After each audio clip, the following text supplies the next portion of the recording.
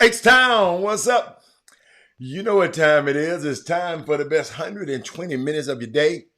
The Chop Shop, the nation's #1 urban sports talk show, and also your midday sports happy hour. Yours truly, Robert Hatter, alongside Jim Hicks, sometimes Chris Walker, coming to you live from Houston, Texas. But we're broadcasting all over the world via Facebook Live and YouTube Live. And today is Thursday, baby Friday. And this weather is crazy outside. My sister called me from the other side of town saying that her lights, people in her neighborhood lights, she's bragging about her lights are still on because a few years ago, her brother got her a generator. And so she over there just bragging. Hey, y'all all right over there? Because I'm all right over here. She called me this morning. So I hope everybody's good. It looks crazy outside. The wind is blowing. I don't know how long we're going to be here. So we just going to get it in while we're here. Welcome.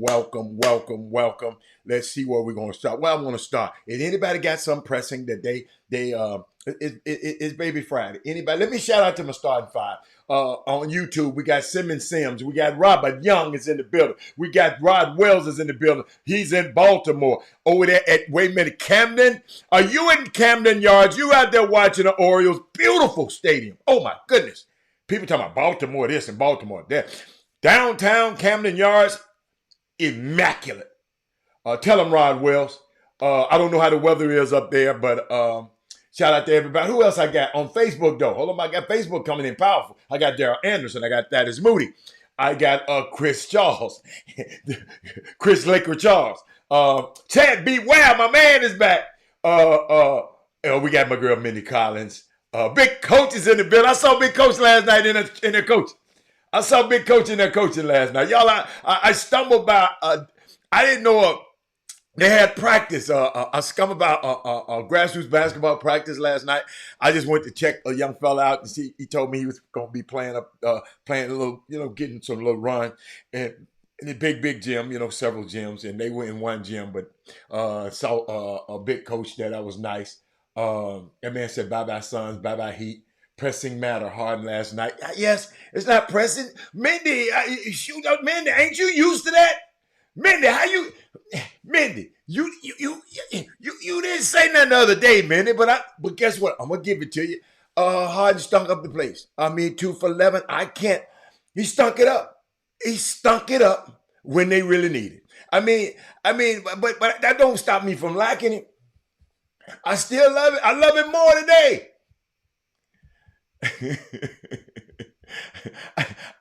I really like it when y'all talk about it more. But no, it's cool. Come on, Hatter. I'm feeling better now. Don't remind me. Robert Hatter, what do you think was the lure for Coach Tamika Reed for leaving just taking a job at UNC Charlotte. Let me tell you something. You first of all, University of Charlotte is a higher level uh, basketball program. Got a bigger budget. Can pay herself, her coaches more. Let me tell y'all something, man. Coaches, coaches to me, they get hired to get fired. And I'm gonna repeat that again. Coaches get hired to be fired. That's why I keep telling y'all put so much blame on coaches. Charles Barkley said it, but I don't like the way he said it. But I always told y'all, he telling it to y'all. Maybe y'all believe it now. I said y'all what's my favorite saying? Y'all give coaches too much credit and too much blame. That's how I feel about it. You give them too much credit when they win and too much blame when they lose. That's why I don't give them to. I don't get up and talk. Oh man, that was a masterful. No man, them players had to play. I ain't seen a coach miss a free throw. I ain't seen a coach turn that ball over yet. So, but Keith Avery, I think it was a great move for her because what it does is allow another young lady we haven't heard of that much. I think she was at Mercer College. Allow her to come to Jackson State, and let's see what she does. And then she promote herself and be able to go and get and Tamika Reed, if she go to Tulane and win, she might want to go higher. Man, she giving her coach. All of her coaches went with her, and all of them are being able to get out of Jackson, Mississippi. Out of the, I love the SWAC, but they moved to Charlotte and got a new opportunity. Man, you remember I told you you're not at the same job you had at the beginning. Keith Avery, why we want people to stay in the job? You're not at your first job. You ain't your second job. You ain't. You know, it's just mobility. LeBron has showed y'all mobility is great. Now she got to go down there and play and win. Are they gonna file a butt down there? So I think it's. I mean, dude, that's why I wasn't mad at Dion. I was conflicted because I was happy about what HBCUs were. You know, I was on the front. I was out here on the ledge by myself years ago talking about the value of HBCUs and hoping players come. I was out there on an island, on a plank. They was about to push me off in the ocean. But you know, I just saw something back then, and I think it's going to get better. But that's great. That's a great question, though. Chop Shop is a monsoon. I know it's a monsoon outside. That's all right. It's dry inside. Let's see what anybody else got anything? That's a good one there, Keith. Keith, you want to dive a little deeper, Keith? I will. But you got to bring something out of me now. You come on now. You got to give me some more if you want more, and then I'll get you. You know. I got some. Y'all know on days like this. Y'all know I got something powerful to share with y'all. Just a little something because I'm studying something. And when I get information, I like to share it with y'all. And I like to share with my next generation. Because I like to think if I can reach the next young man like Robert Harris, it's a lot of this stuff that I just didn't have privy to when I was a youngster. Now all your grandkid got to do is push a button and go to YouTube and hear this. I didn't have this luxury when I was young. And so that's why, you know, some people don't understand the mission of this show. This show ain't two guys just be on the show, come on here and just be arguing and talking back and forth and stuff like this. This show is bigger than this. This show saving lives. If you see the email that I get, this boy, we changing lives. It's changing lives. Y'all are changing lives. Because if it wasn't for Mindy Collins, if it wasn't for Chris Charles, if it wasn't for D. Holcomb, if it wasn't for Rod Wells, if it wasn't for Sterling Creeks, if it wasn't for Keith Avery, I wouldn't be doing this.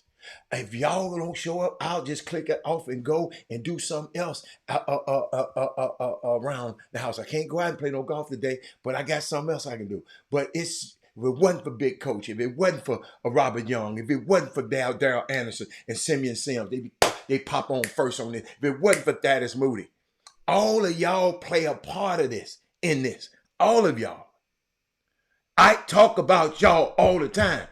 You know, some people get mad because I get on, yeah, and they don't understand. I'm doing a show.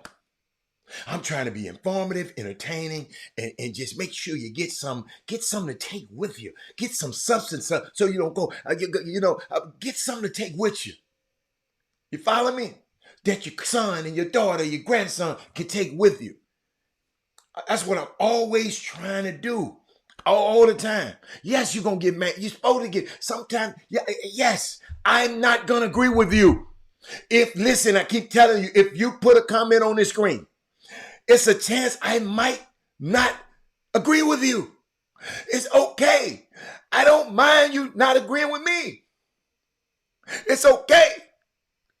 But guess what? We're going to sit about it and talk about it and debate about it. And then we're going to get up and brush it off. You can't tell me what to do on this show. No, I ain't finna come tell you what to do on yours. I mean, some people just so damn disrespectful. I mean, how the hell you gonna come in Minnie house? How the hell you gonna come up in Continental and tell Minnie what to do? United and tell Minnie what to do? How the hell you gonna come to Thaddeus Moody place and tell him what to do? How the hell you gonna come to Rod Wells' place and tell him what to do? Rod Wells, you're a great man. Somebody told me something about you a couple of days ago and how he met you and how you were the person who drove him. You know, our mutual friend, how you were the person that drove him to the HR for his first meeting or something like that. Man, let me tell you something. You're a great man, man. And your infectious nature made him feel comfortable, man. Let me tell you something. See, I know y'all, wouldn't nobody know about that but me and Rod Wells. Rod Wells, you know what I'm talking about. And man, I appreciate you for what you do. And I just sit back and said, that's Rod Wells. And but what else we got? But Mindy, but that's how, and I was just thinking about something. Y'all know I'm always, boy, y'all do this to me. My partner was talking to him on the phone the other day, and he always calling me and messing with me and asking me questions. Cause he messed with me last night about talking about Robert, what did you mean the other day? And he thought it was a deeper meaning. Hey Lakeisha, he thought it was a deeper meaning. He always tried. I got a friend of mine. He always asking me questions. I'm telling him now. He listening. Man, I love keep asking me questions. Because what you do is just stimulate. I love an intellectual joust. I love it. I love when I can go back and forth and back and forth. Well, Robert, but I love it. I love it, man. Keep it up. Keep it up. Keep it up. I'm trying to see where I want to go with this because I got so much stuff. I got a question. I was thinking about sports today, and I thought I'd get to something, but I was thinking about sports. Who in this basketball playoffs this year? In the playoffs. In the playoffs. Let's go in the playoffs. Who are your top Robins in the playoff? There's Batman and then there's Robin. Who are your top Robins in the playoff? Y'all give me some names up there. Just give me your name. Let me see if y'all got some of the names I got. I got some up here. I'm going to see who are your top Robins. You got a Batman? Or if you need an example, if you don't know what I'm talking about, it's Robin. The duo. You got dynamic duo. You got Batman is the man and Robin is the sidekick. Who are your top Robins in the NBA playoffs right now? Let me give me a drink. Let me give me a little sip of this water right quick. Hold on. Who? Talk to me. Talk to me. Boy, I got some good stuff for y'all. Who? Maxie? Murray? Look, y'all stop. Who is your top Robins? I don't want to know the Batman. Just give me the Robin. See there, I told y'all don't listen to me that good. Who are the top Robins in the playoffs? Okay? Robins. Karl Anthony Towns, good one. Michael Porter Jr., good one. Murray, great one. Tyrese Maxey, great one. Kyrie, Thank you, Walter Yates. I knew somebody was going. Kyrie. Hey, man, y'all know I'm. And see, Mindy, and you not being sympathetic with me right now, empathetic with me. You know I'm in a quagmire here.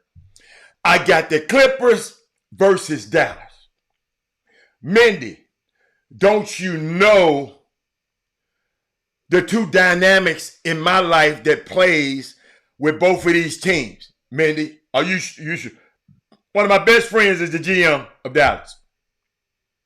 Then I got James Harden on the other side.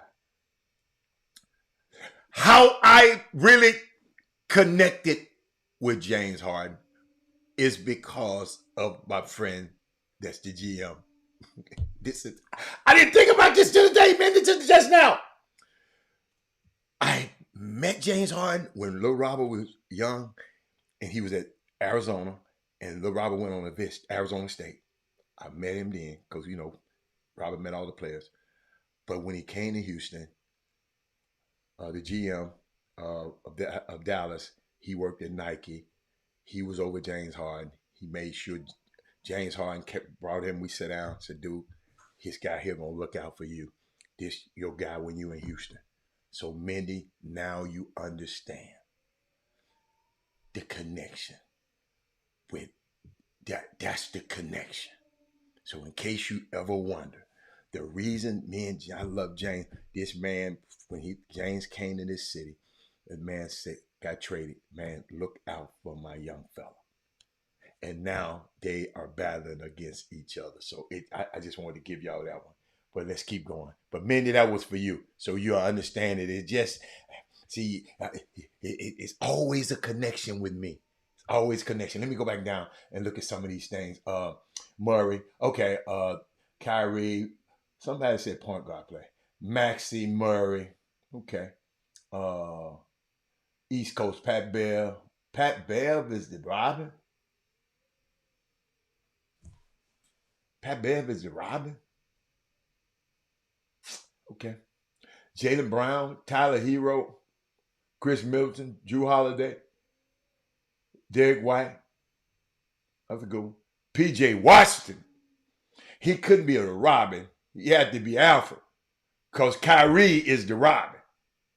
I can't believe this man got a list up here, Aaron Wilford, and did not mention Kyrie. Kyrie is the number one. Ain't nobody playing like Kyrie. Or Murray. But Murray be sticking it up a little bit and something, but he just hit in the end. But shit, I guess that would count. Robinson, Kyrie, Nas Reed, and Jaden McDaniel. That Jaden McDaniel playing his butt off, but he's not the Robin. He's an Alfred. Batgirl. Let's see. Even if he's out of the play, I said no, in the playoffs. I didn't say in the playoffs, y'all. In the playoffs.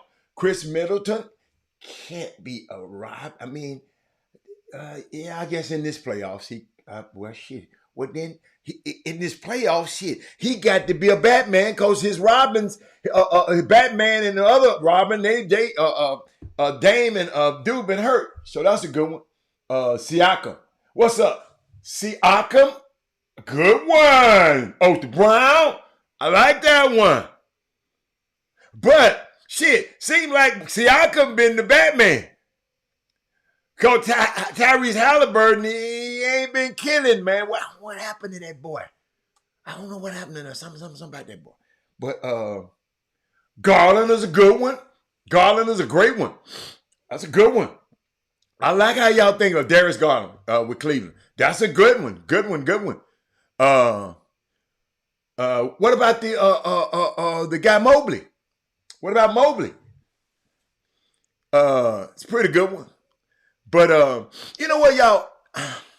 I saw this incredible video, and I want to use this as an example.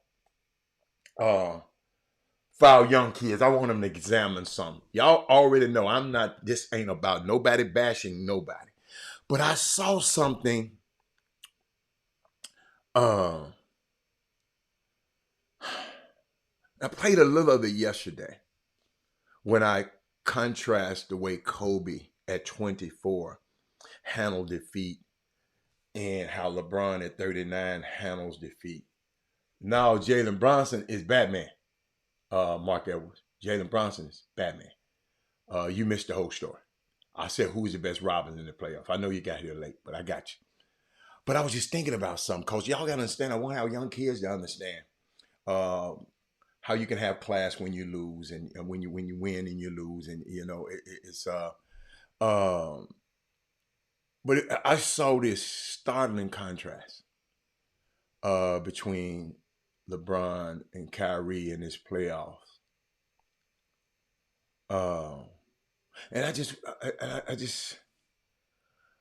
And I saw where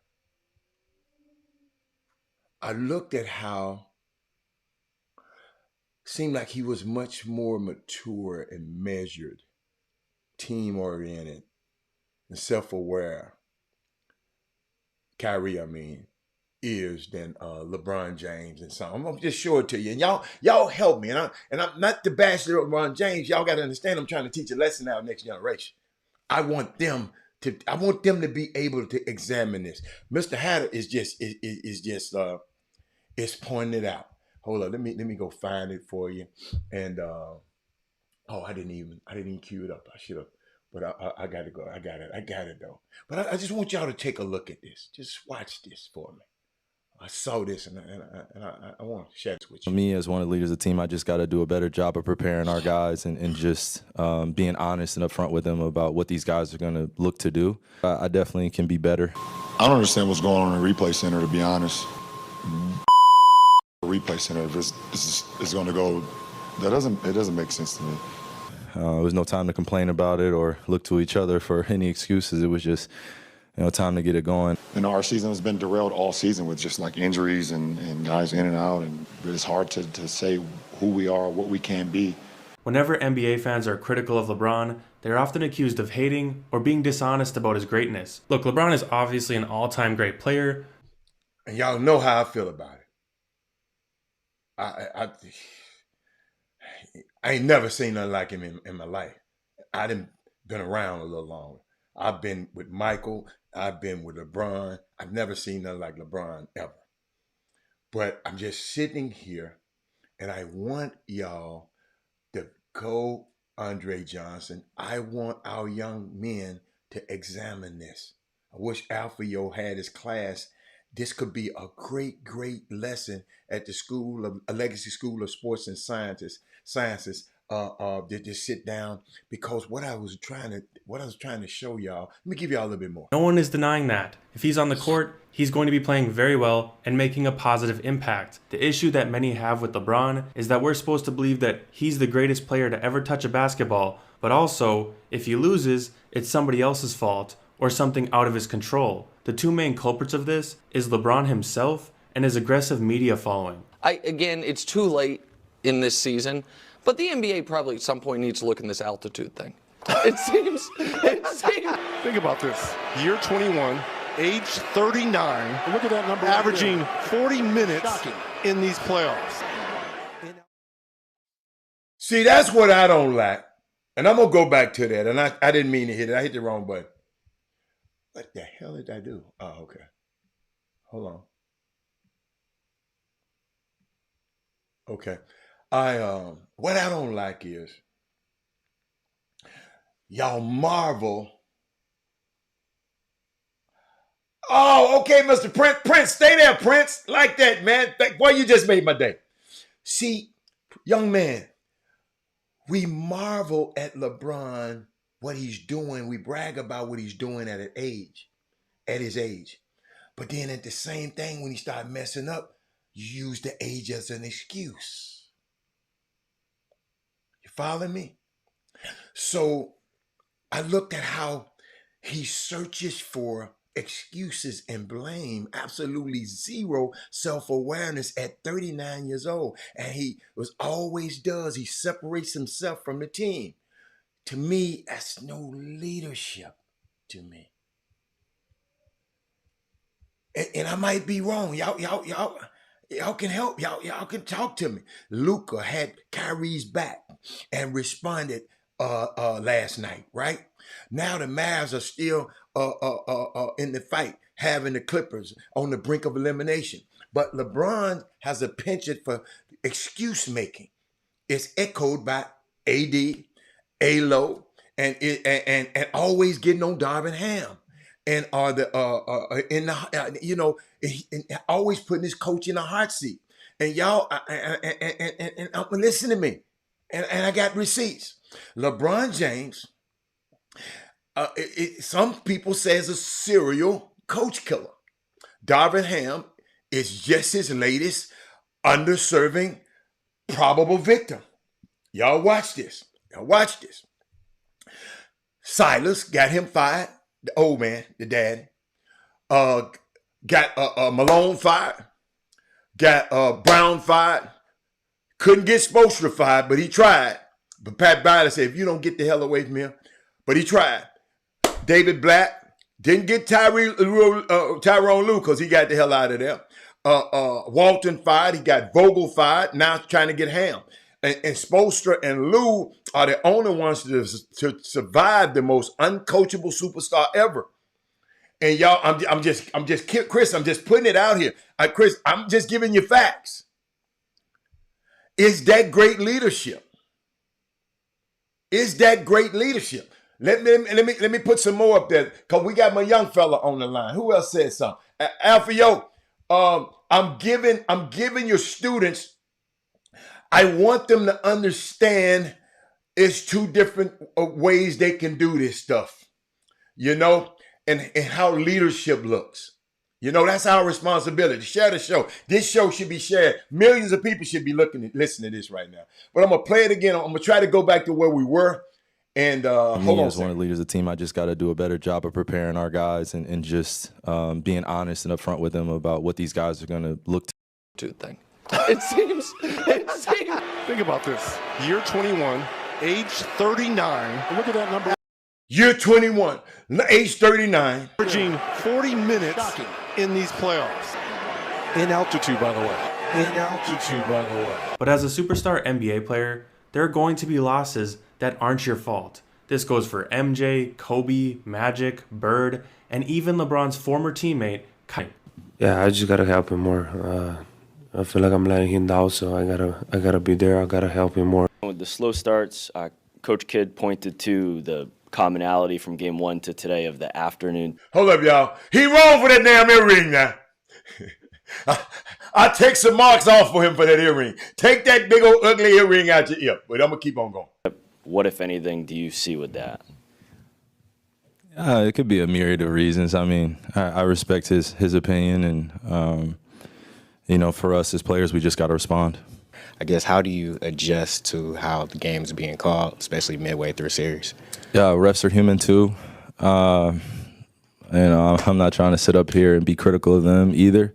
We got to be able to adjust to, what's going on out there. He could have blamed the start time of the game. He could have blamed the officials or the replay center. He could have scapegoated his teammates, including Luka. He was even asked about Luka's poor performance. And I know he wants to make a bigger impact than what he's doing now, even though he's almost averaging a triple-double for the series.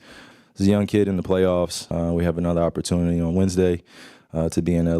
Don't that just sound better? DeAndre, I love LeBron, but don't that sound better?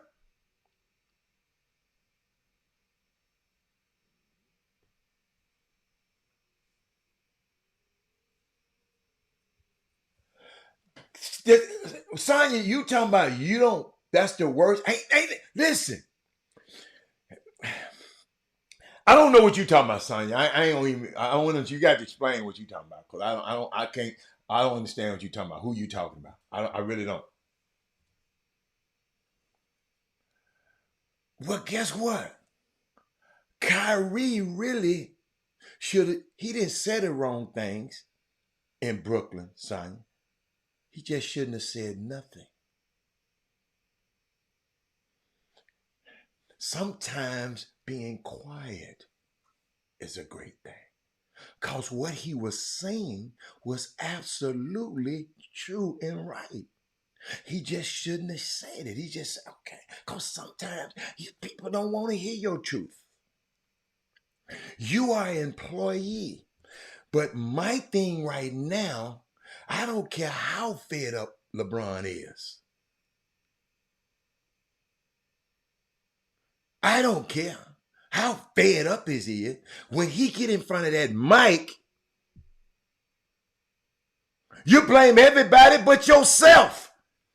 See, y'all problem is y'all think LeBron, he blames everybody. I ain't never heard him say, I got to do better. And be better. Even though it wasn't his fault, he didn't blame anybody or anything for the loss. He even took accountability. I know you Brunsexuals love him. I love him too. But I don't like the way he did that.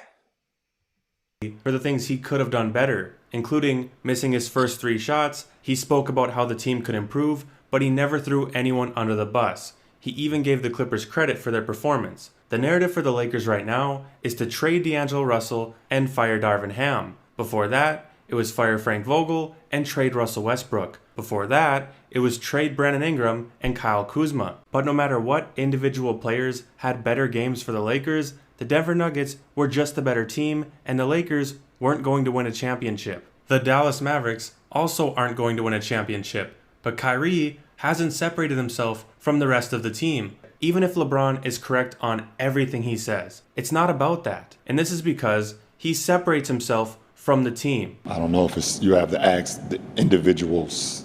I've been a part of it 4 times where you have to have almost perfect basketball to win. I'm not a guy that you should ask that because I don't feel a way about anybody that don't want to strive to be as close to perfect as possible. So when the Lakers win, it's because of LeBron and his greatness, but when they lose, LeBron needs more help, it's the ref's fault, and my personal favorite, forget this, I'm thinking about retiring. LeBron is so focused on his potential GOAT status that he feels like he has to justify every loss. It ain't about people expecting you to lie. It's everything. Let me tell you something, son. You ain't gonna allow everybody to come out your house and say everything that go on in your house. Let me repeat that. Everybody outside don't need to know what's going on. It's not everybody. See, you social media people I don't want to tell you. No, everybody don't supposed to know what's going on. Quit all that damn whining. You've been whining. When is it going to be his fault? Well, I don't want to be around people who cannot play. It's close to perfect. Ain't no man perfect. But see, that's your problem. You think you're the king. You think you're the God. You can name yourself the king. I ain't name you the king. Bob didn't call you the king. But I love y'all passionate for LeBron. This is not a LeBron James his piece. I'm not thinking about LeBron. He's a billionaire. I'm thinking about our young men who's growing up. Some of the young men that's at the school, Legacy School of Sports and Sciences, who might play in high school, or might play in college, the young kids around who might play in the NBA in the future. We got some kids that watch this show might play in the NBA. I want them to be able to understand the contrast. This is a team game. This is not golf. This is not tennis. This is not a one-man game. This is a team game. That man said LeBron done took accountability for his play before. Okay. Hey, man. I've been covering this dude. Chris, I'm blessed enough to be around the people we know sometime. He's never, ever, it's all of them. They get mad at you when you call LeBron out, just like you doing right now. You acting like you rich. At least Rich Paul getting paid for it. At least Randy getting paid for it. At least Damon Jones getting paid for it. You ain't getting paid for it. And everything. No, LeBron. Send me the clip where he take responsibility. But I'm talking about this playoffs, and this is a masterclass on how our young people. See, you around here trying to be a fan to a grown-ass 39-year-old man who he just even Kobe at 24. Let me just show y'all something. Kobe at 24, ladies and gentlemen. How disappointed are you? Well, I just hate losing. It's a tough loss. 24 years old. Extremely well. We just have to get ready for the off season. Next season for us starts right now. Can you assess exactly what went wrong? Was it too many injuries? Was it Shaq's foot at the beginning of the year? Can you begin to assess why you lost this series? Nah, I mean, we have a million and one excuses that we could go to. Fact of the matter is, we're not going to make any. They played better than we did in this series. We had our opportunities to win it. Didn't go for us. So we just have to regroup. Like I said, next season starts right now, and come back next season ready to play. How much harder will you work in this offseason now to get back to the championship? I'll push myself to exhaustion. Kobe, we thank you for your time. Our season has been derailed all season with just like injuries and guys in and out. And, I talked about it all year. He was around us all year. I said, it's hard to say who we are, what we can be, because we have yet to be whole. I think we was. I rest my case, Chris. I rest my case. Nothing against him. Y'all gotta understand. The only reason I played that because of Chris. But the point I'm trying to make my young people in the classroom. There's two ways you can do it. Might be other ways you can do it. But in a team game, you keep that stuff in-house. You always, the press ain't there for you.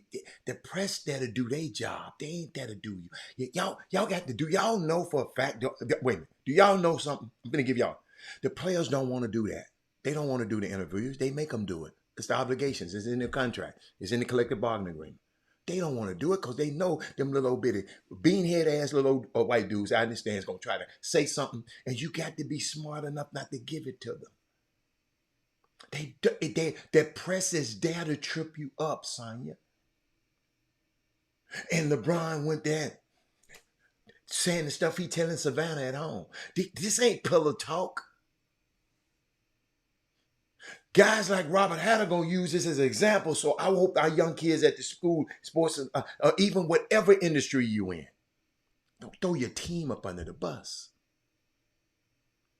Now you get on them in practice, you get on them in other or in other meetings, but in public,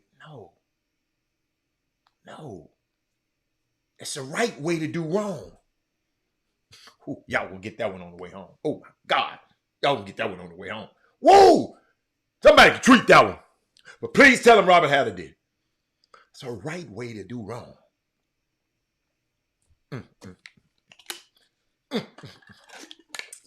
Boy, you preaching. But where else I was gonna go? And I'm just thinking. But that video goes on, and I just hope our young people, you old folks, you old LeBron sexuals, y'all do what y'all want with that information. But I hope you don't be telling the kid, you get fed up. If you get fed up, you just got to say it. No. You don't tell everything that all that old stuff happening in your house, all that crazy stuff happening in your house. You ain't telling your kids to go tell that. So when it's happening in your house, if it's happening at Legacy, what happens at Legacy stays at Legacy. But I was thinking about this. This season ended. And this season, the regular season ended. And LeBron James, Kevin Durant, and Stephen Curry went in one playoff game between them. Okay? I got a question. Who of these three is most likely to win another NBA title? whether with their current team or somewhere else? Who?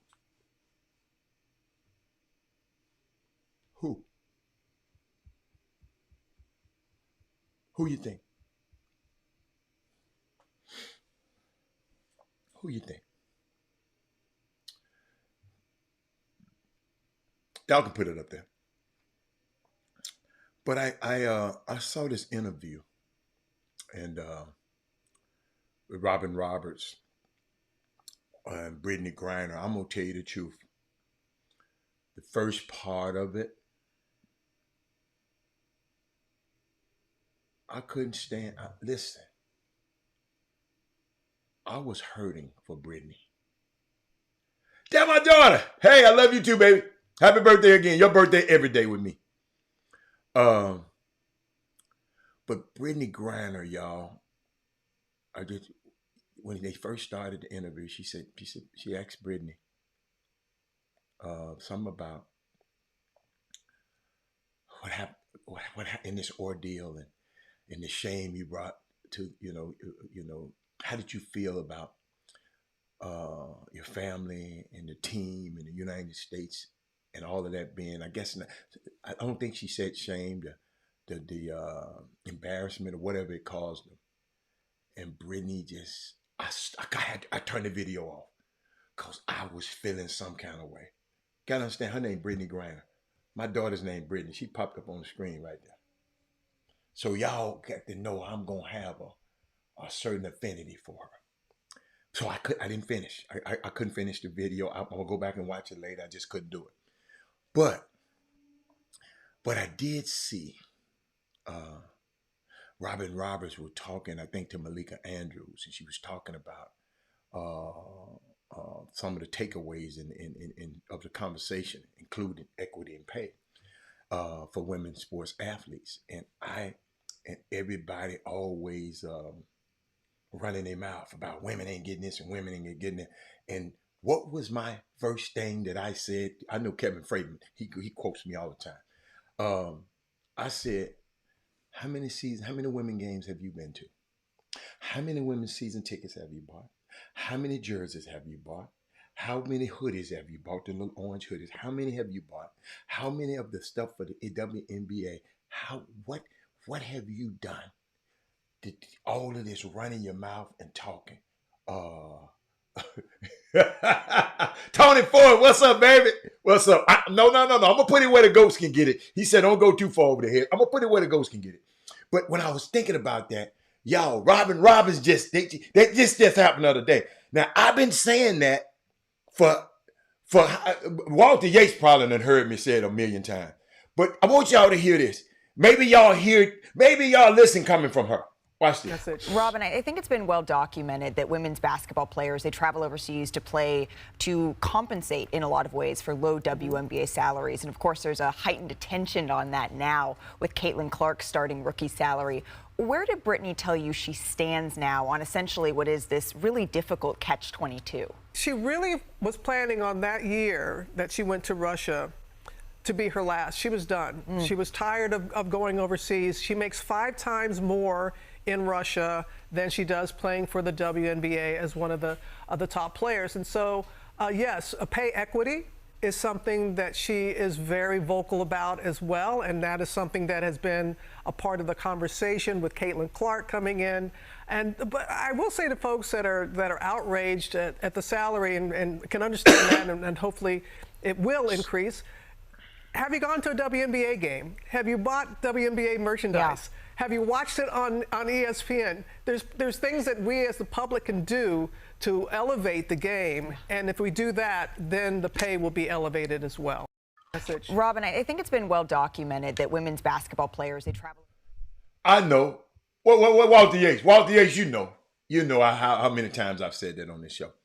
But it's just unique. I can't wait to go back and watch the video. Y'all got to understand, I before the show came on, I got caught up in some stuff that I was reading and listening to. And I almost started the show late because I was so captivated by I can't wait to get back and read it and check it out. But I was just thinking about even it's basketball recruiting.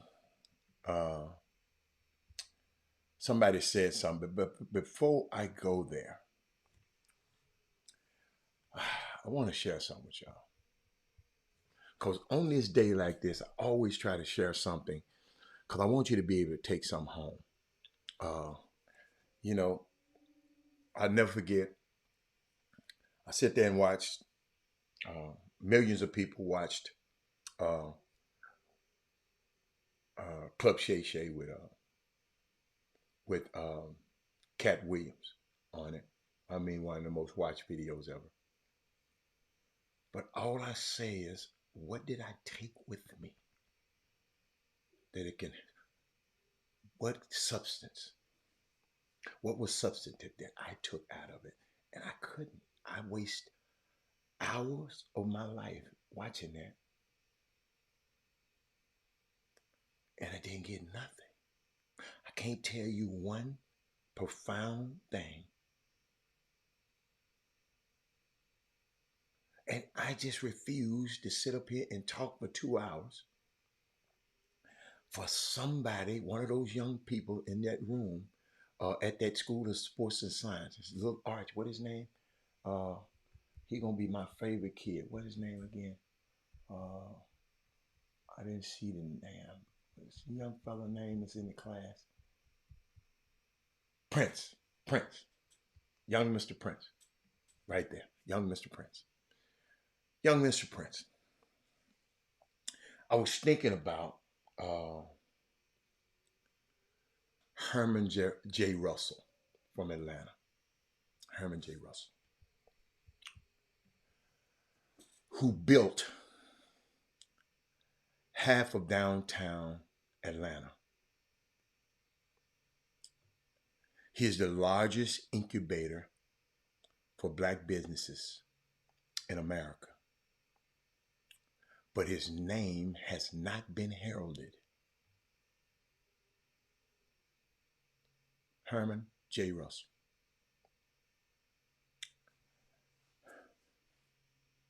My question to you, young people, how do we make financial literacy sexy?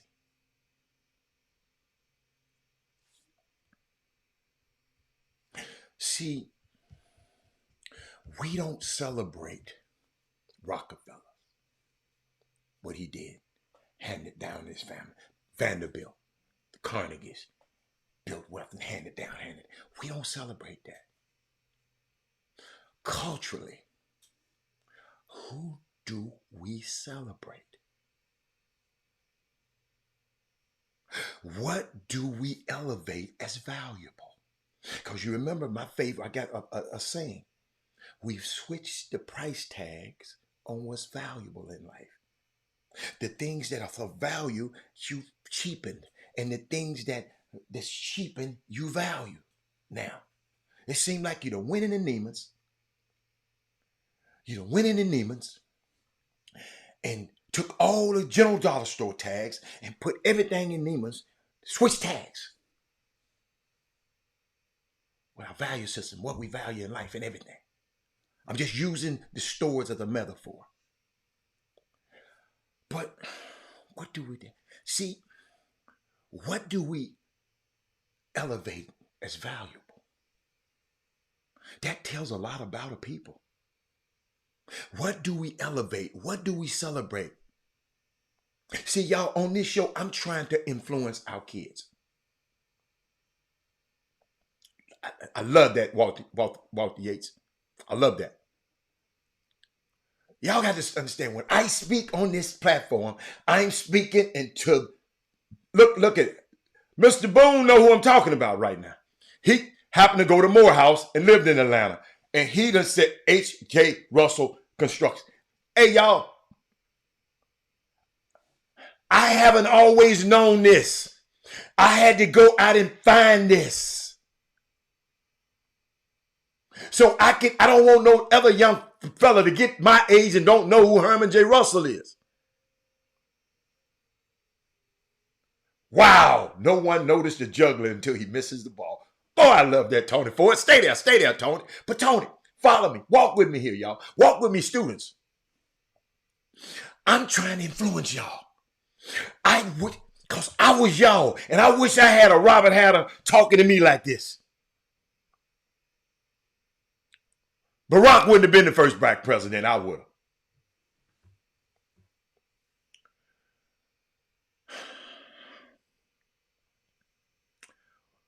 What do we elevate and what do we celebrate? See, if you take the Robert Smiths of the world, a name that a lot of you didn't know until he gave away that $40 million. But if anybody's been watching this show for over 7 years, I told y'all about him 7 years ago. People like Walter Yates, Kevin Freeman, them, they knew about, I introduced that man 7 years ago on this show. Because what? He went to Cornell. My son went to Cornell. And he gave $60 million to Cornell. Now, didn't nobody talk about that, but he earmarked it. Watch this. He earmarked that $60 million to go to STEM students, black. He didn't say nothing about no people of color. He said to black students that want to get in Cornell, this $60 million going to them. Nothing else. So Vista Equity Partners, that's his company. Richest black man in America. But a lot of people didn't know about it until he gave the money to he erased the debt of the Morehouse class a few years back. He should be a household name to every African American. Young people in that class, Robert F. Smith, y'all should know who he is. Who do we celebrate? Cardi B, Meg Thee Stallion.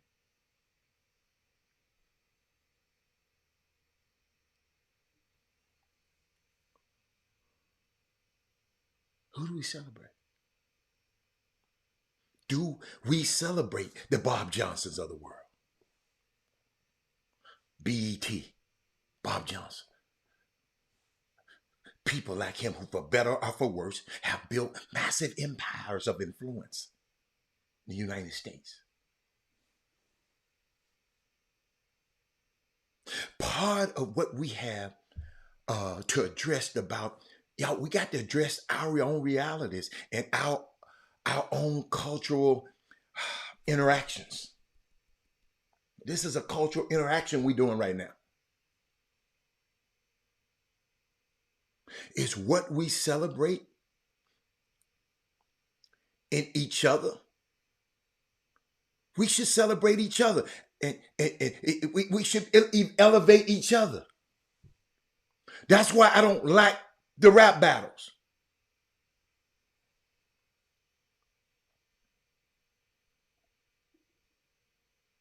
Is what we celebrate. Do we celebrate each other? You know I celebrate everybody on this show.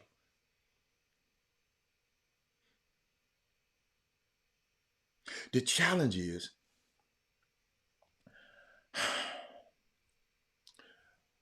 what we elevate don't pay. What's up? What's up, me? My niece is on the line. Tamithia. Hey, what we celebrate, y'all don't pay. The big stuff that bounces out checks. We are so much driven to entertainment that we don't even think about empowerment. We so busy trying to run to the basketball game to watch our kids play and mad about how much they charging to get in and don't realize you got the power because you got the player that everybody coming to watch. You want to go be entertained, and Robert Hatter tried to tell you how to be empowered. And you get mad at me because you think I'm trying to stop you for people from coming to your events or people from coming. No, I'm telling you your power. I wish somebody had told me as a young man about the power that I have. We go think about this, y'all. Walter Yates, Tamithia, Tony Ford, they sons going to play a basketball game. People paying to go see their sons play. You even paying to go see your own son play. So the people who are benefiting, they ain't no kin to y'all. They using your son as the talent to get people to come in and to pay. And you got to pay. You don't understand your power because you so driven to entertainment. Entertain me. Oh, my baby hit a point. My baby done traveled 1,000 times. He got, come on.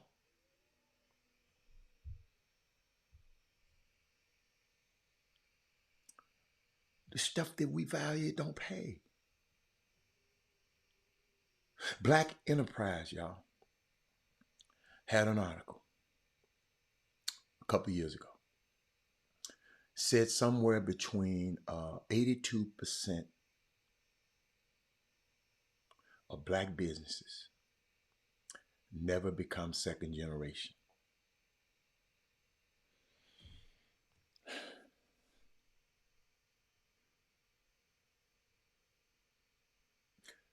And because we're not creating legacy wealth,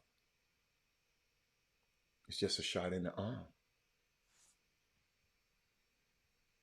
See, when you study other cultures, in the Japanese culture, every family have a 100-year family plan. And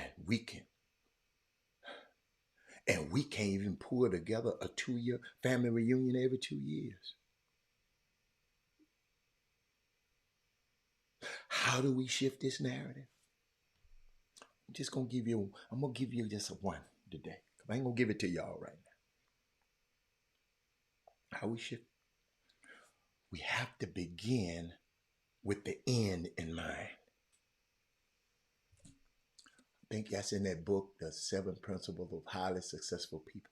I think that's the name of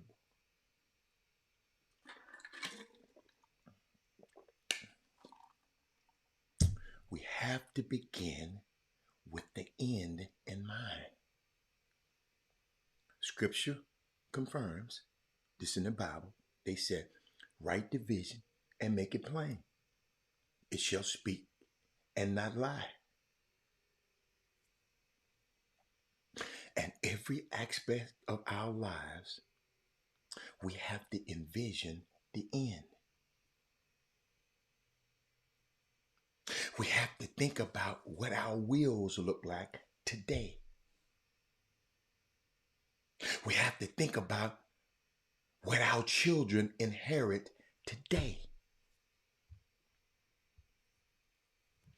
Where my grandson gonna go to college, I got to think about it today. 15, 16, 17, one. He'll be 2 in November, so however many months that is. Got to think about that today. But see, that's how our counterparts think. They not thinking about where they gonna go next week. Where they gonna go out next week. They ain't thinking about that. See, when we thinking about the next car next year, but when are we gonna live? I mean, the car we're gonna, or where we gonna live in 2 years from now? They're thinking in terms of my children's, how their lives gonna look like. What's up, Glenn?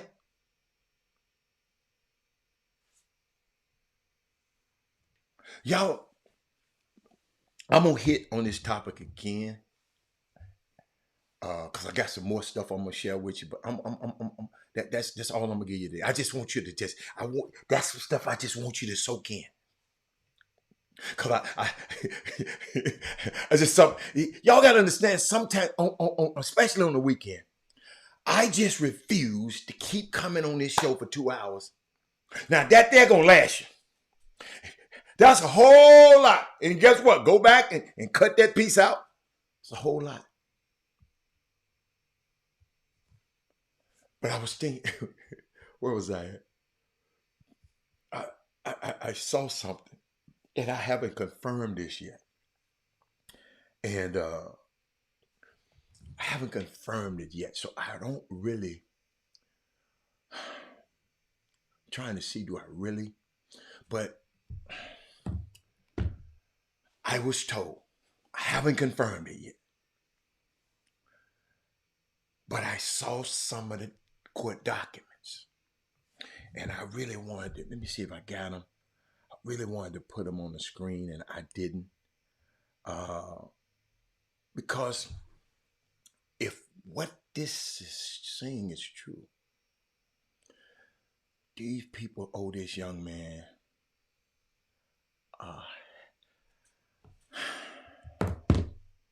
y'all remember when I talked about the young man Terrence Shannon?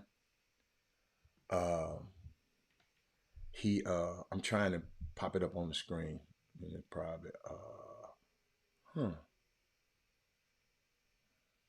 it's waiting around. It's doing too much waiting.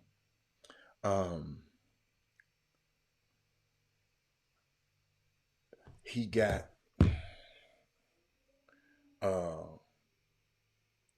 arrested. He got charged with raping a girl in a club, and he got a whole lot. He got an injunction. Was able to make him be able to play in the NCAA tournament. And I ain't heard nobody write about this yet. So some people sent me just said, I'm trying to give it to y'all so y'all can know. Oh, here it is. Here it come.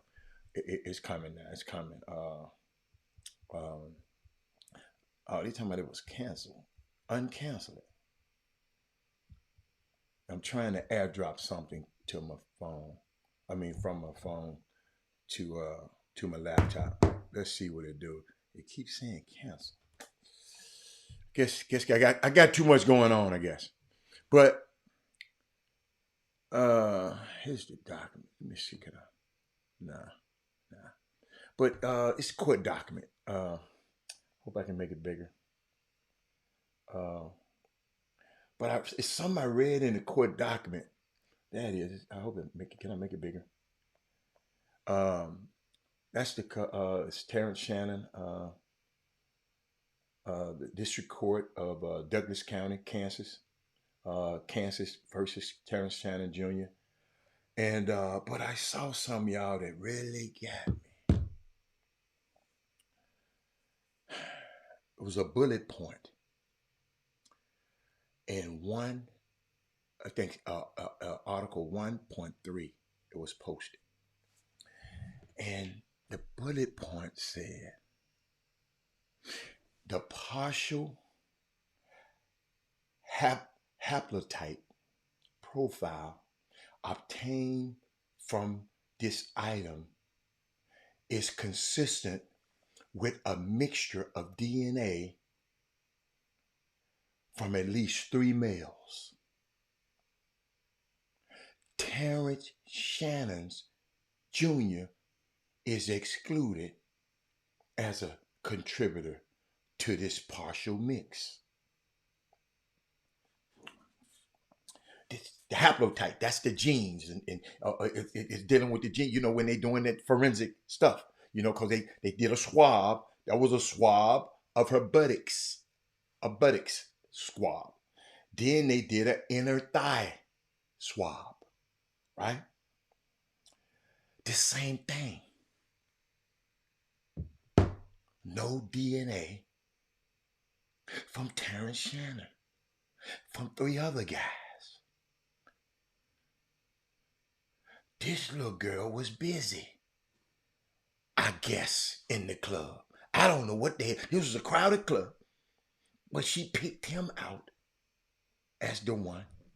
And the forensic man, y'all, I'm just going with the court to file this thing. And I haven't confirmed it yet. But I would like for them to attack this the same way they did him in his character. People mad because they let him play. Now, if the judge had all of this, I see why the judge granted him an injunction so he can play. Because they had suspended him from the team. The Illinois his basketball team had to suspend him because they didn't want to be liable. So I don't know how true this is. I don't know if these documents, they were sent to me by some reliable people. But I don't know. You follow me? Look at here. Willie Sullivan said, "Thank for the hell kid tip. Thank you." See, but yeah, I mean, just stuff like that, man. Y'all understand? There's just so much stuff going on out here. We just got to be aware. I just want to see, are they gonna attack that with the same vigor? Like I said, somebody sent me these court records. I haven't confirmed it. I tried several times before. But I just wanted to put that out there. So if y'all hear it, y'all see it, y'all let me know or send me some stuff at chopshophtx@gmail.com because I want to look at it. But Philadelphia 6, which is the best series, is Philadelphia New York series. This series is so crazy. I'm going to switch gears, y'all. Talk about a little bit NBA. And the reason I want to talk about it, last game was in Philadelphia. The game before the last one. New York and Philly. Somehow, a lot of Philly fans, you know how you can, repurpose your tickets or, on a secondary market. They never have the same energy when the truth comes. Absolutely, to me. But I sit back and watch how all the main New York fans just took over Philly. I've been going to Philly for years, and Philly had the most rabid fans. I told y'all, I was with a friend of mine's girlfriend who was a player on a team, and she was finna fight in the stands, and I couldn't let all the people jump her. You know what I'm saying? So I was gonna be in a fight, and I had to talk my way out of that one. But because he'd been on the news. Cause I told her about it. One of them gonna get whooped. Now it was about 4 or 5 of them, but one of them I'm gonna get him. But it was so unique. They just took over New York in there, hollering MVP in Philly for Jalen Brunson. That is Moody. Quit laughing at me. But Josh Harris, Dave Blitzer, the owners, Dave Adelman, alongside Fanatic CEO Michael Rubin. He used to be one of the owners, but when he trying to get in this gambling stuff. I got to watch him too, y'all. I keep telling y'all, watch it, Michael Rubin. Keep watching that name. That man, I think something wrong. Because he hang out with Puffy too. But something going to happen. I just remember that name, Michael Rubin. Fanatics owner, Michael Rubin. He getting into gambling, so he had to relinquish his he get him parties at the Hampton, at the white parties that everybody's trying to go through. That's him. That's him right there. Okay, but they're teaming up to purchase and distribute more than 2,000 tickets to the Sixers fans, the first responders and firemen, the firemen and the police and their families, to make sure healthcare professionals and community groups and other local Philadelphia-based organizations to harness the intensity and excitement for tonight's game. I think that's real smart. I think that's real smart. And they said, no, it's not going to happen again. They bought just the Knicks fans won't get it. Yeah, absolutely. They bought them tickets. When they see them tickets on, because all you got to do, you go on StubHub, you go out of town, there's always some tickets you can buy. Because let's say, and it's smart, really. If you're a Philly fan, it's kind of smart. I'll tell you why. Them New York fans. First of all, if you're a season ticket holder in the Madison Square Garden, you got to be rich. You just got to be. Them tickets higher than giraffe. But guess what? So them people, when they come to town, they don't mind paying. They don't mind paying. They gonna pay you. New York fans probably can pay enough money that can buy your whole season pass for next month. But people been telling me this. I said, wow. So I thought about that. So, but I want to switch gears because I had several topics that I didn't talk about this week. And he said there's a train ride. Yeah, 90-minute train ride. Hey, let me tell you something. First time I did it. Now I just found out they got a luxury private car. I'm trying to find out. I just found this out now. But y'all, I never forget. I was in New York, and my partner, I don't know why I was doing in New York. And my partner said, man, you got to come down for my weekend. I'm having a weekend in Baltimore. I said, okay. So he said, man, you don't have to take the plane. Just take the train. I ain't never took a train. Train ride, kind of cool. Them Amtrak, I'm telling y'all, I ain't did it but that one time. Or maybe twice, once or twice. Because I might have went back to New York. I'm not sure. But that was kind of cool. I don't know if anybody had ever been on that. It's a 90-minute ride. Dame said that car is expensive. What is the name of the car? That's what I've been trying to find out. Somebody keeps sending me this picture. But I refuse to talk about it. Somebody keeps sending me this picture. Talking about the emission of Marcus Carroll. I'm going to talk to you today. And I know you say I've probably seen this. This is not a topic. And I love when y'all send me topics. I love y'all send me topics, right? Like, he just sent me a picture. I'll show it to you. The mission prices of AAU basketball game. I don't care. No, it's not called a zip car. It's called something else. It's called something else. It's another name for it. It's another name for it. They got a name. But I don't care what they charging you. You have the power not to pay it. I just said, Marcus Carroll, a second ago. Just a second ago. That we are so driven by entertainment than we are empowerment. Let me repeat that. I got to repeat that. I got to go see my baby play. You ain't got to go see him play all the damn time. These people going to charge you these crazy ass prices because they know you're stupid enough to pay it.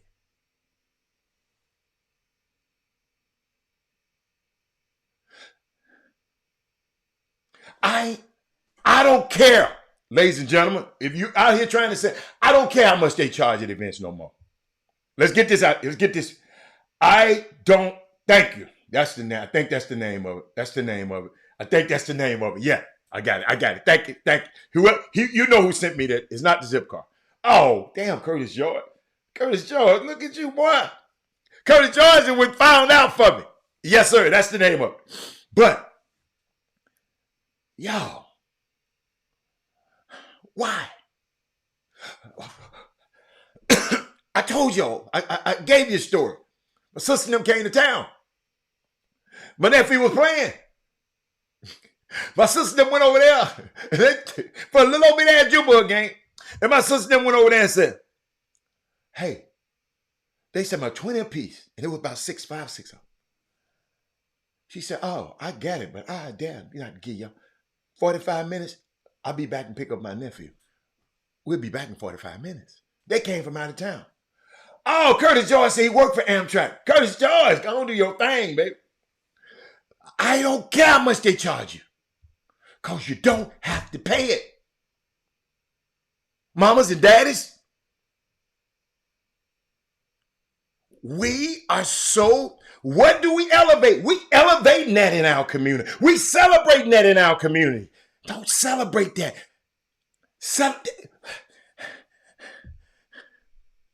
What we elevating, that don't pay. It pay them, it don't pay you. Y'all hold up. Y'all hold up. Y'all hold up. I'll be back. I ain't going nowhere. Y'all know I be getting excited in here. And the temperature rise because I got all these studio lights around. It's getting a little hot now. Get a little hot. Yo, don't get mad at the price. Use your power. And I know that's going over their head. And I know some people.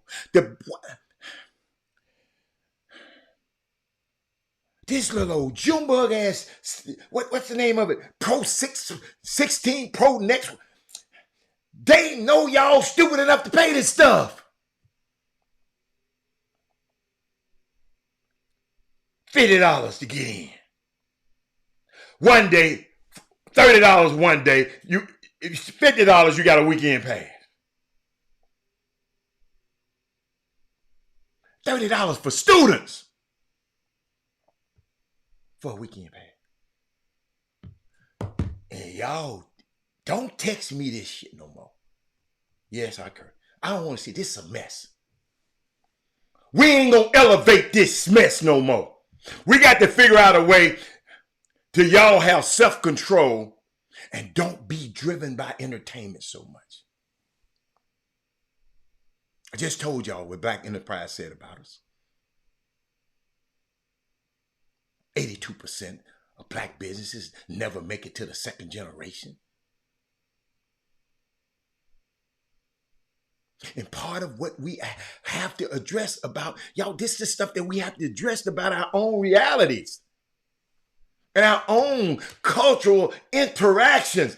Going to them games is a cultural interaction. I shouldn't have to go to the game and worry about how much money I got to pay to get in this damn game.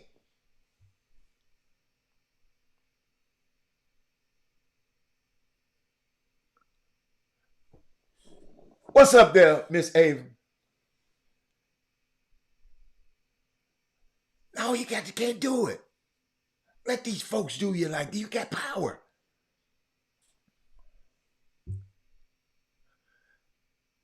I tell y'all, and I got to repeat it again, because some people weren't on here.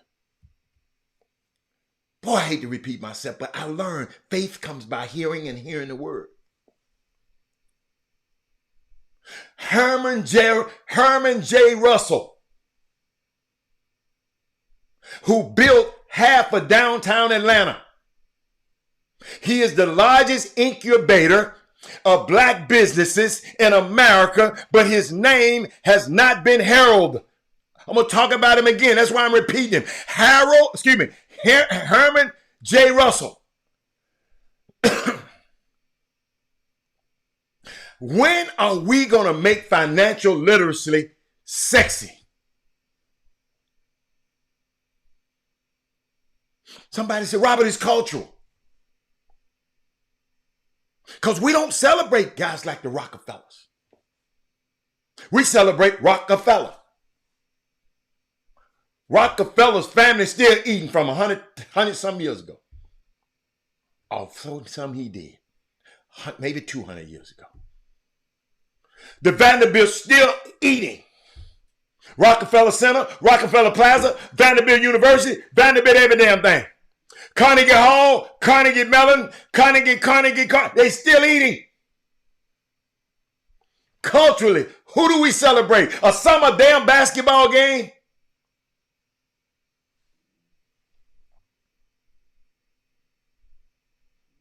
What do we elevate as valuable? $50 to go in a damn game.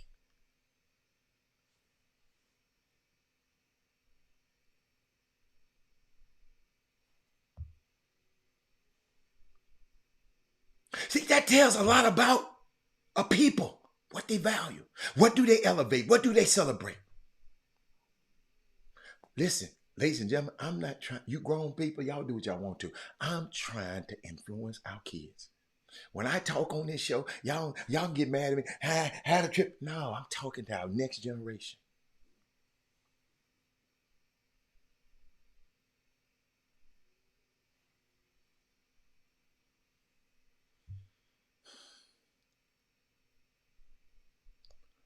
It's a great, great point that you made, Trey Phillips. And the reason Mr. Russell got those things, because a black mayor, Maynard Jackson, was in office. And he made it a point. He was intentional. He didn't get up there and forget about everybody like some of you Negroes do. You get a one position and forget about everybody else.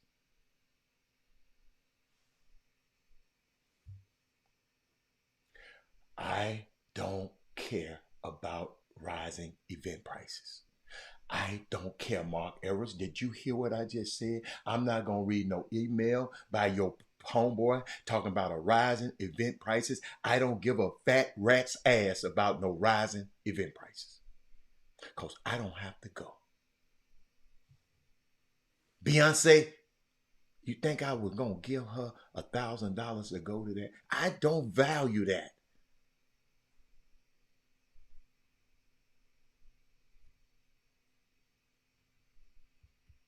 The guy was just telling me the other day, Robert, if all the black mayors that's in United States right now just in their commit 5% of their city's investments into the black bank in them cities, it'll change the way, it'll change banking. It'll change the way how y'all access the capital.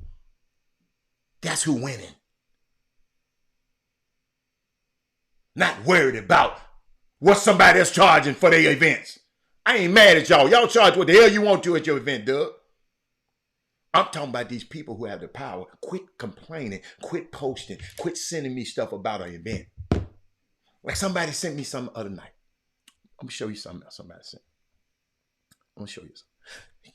We got to start thinking when you send me stuff. Go. I ain't going to tell it on your ass, but somebody go send me something. They sent me a video about the Chicago Sky's press conference and Angel Reese press conference compared to somebody else's. You have to talk about this, Hatter. You know what I told him? No, I don't. That's not important. If you know anything about Chicago teams, cheap-ass owners, they ain't thinking about that.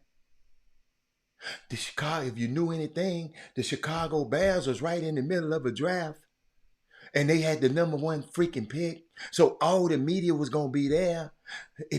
So I don't have to talk about that. That's not important. If you knew what was going on, just because Angel Reese, they didn't cover Angel Reese, and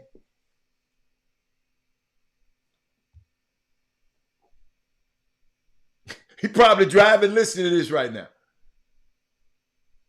Angel Reese, they shouldn't have had a damn press conference during the NBA, the NFL draft. All the media in Chicago gonna be there. Duh. But y'all gonna learn today. But what do we value? We worry about Angel Reese. Not getting that girl up there trying to make that team. Because it's hard for a rookie to make these teams. But I'm trying to influence our kids. See, if you take the Robert Smiths of the world, a name that a lot of you didn't know until he gave away that $40 million to Morehouse. Or if you was on this show 6-7 years ago, I talked about it. Because he went to Cornell. My son went to Cornell. So anything Cornell, I'm looking at. And how he gave $60 million. This years ago. See, they didn't talk about that. It's years ago, he gave $60 million to Cornell.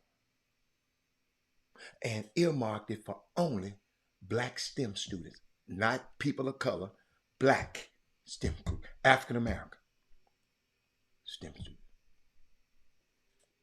But let me keep going. Robert F. Smith. A lot of y'all didn't know about him. But he should be a household name in every African American house. If your son, my grandson, whenever he'd be able to comprehend Robert F. Smith, Paul Reed Church, Adam Clayton Powell, I'm going to mention that to him because didn't nobody mention it to me.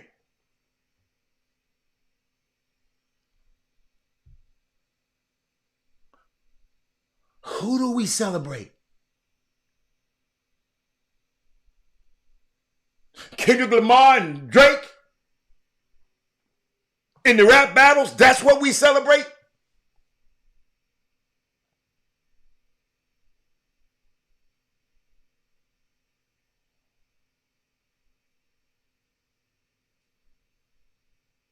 Do we celebrate Bob Johnson? The Bob Johnsons of the world. People who, for better or worse, built these massive empires of influence in the United States. That's the guy who started BET. He sold it for a few billion, gave his wife $1 billion, him $1 billion, they broke up. See, what we have to do, though, we got to start celebrating each other. And what we do to elevate each other. We got a young man, Doug Jones. He's having an event. It's May, yes, so it's May. Doug, put that date back up there. Doug doesn't. Hold on, let me look it up. This young man who been toiling for years, watching and writing. If you ever looked at RCS Sports, writing up article about your kids better than anybody for years. He's having an event. I'm looking at it right now. What's the date? Trying to find it though. No, it's May 19th, something like that. Hold up. I'll hit this button. This should tell me. May 17th through 19th. This young man having an event, man. Houston, Texas. The guy who write about your sons. If the Chop Shop would ever have an event, the guys that talk about your sons. Got to support him.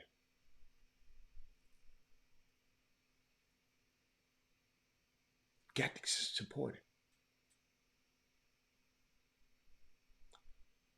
Input equal output.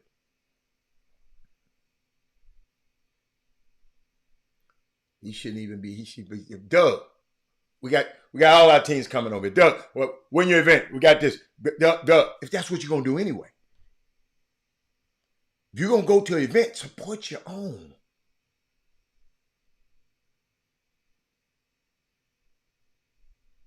We got to start having a plan. I told y'all earlier about in the Japanese culture. You got to talk to these people sometime, y'all. Every family have a 100-year plan. A 100-year family plan.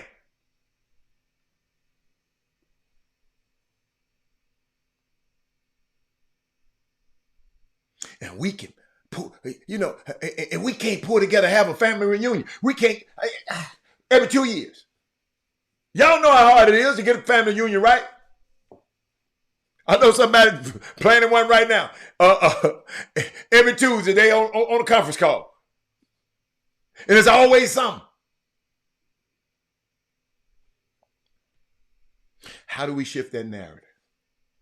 In case you wasn't in the beginning, how we shift that narrative is we got to begin.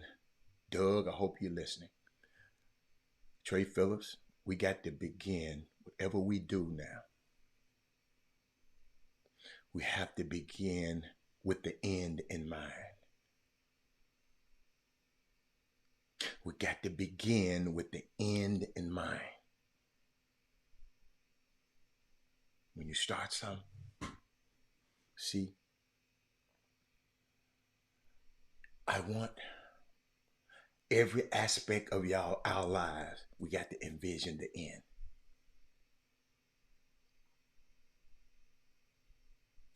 Scripture confirms it. The Bible says, write the vision and make it plain, and it shall speak and not lie. Every aspect of our lives, we have to envision the end. We have to think about what our wills look like today. I know you don't like to. Me either. But we have to think about what our children are going to inherit today. Where my grandson, where your grandson going to go to college? I got to think about that today. At 1 year, at 1.5 years old. What's up, Sloan? We got to think about that. This is how our counterparts think. They're not thinking about where they're going out next week. What I'm gonna buy the next car next year. What I'm gonna buy in the car next year. What I'm gonna live 2 years from now.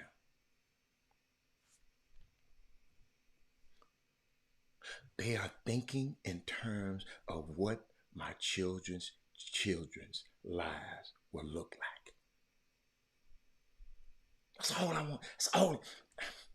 If no one get anything, I want you to get that.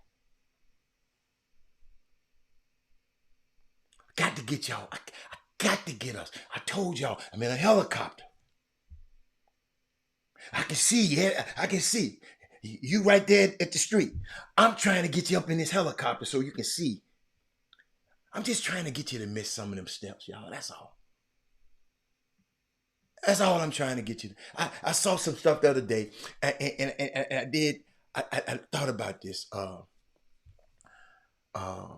Mike Tyson. I think I got it.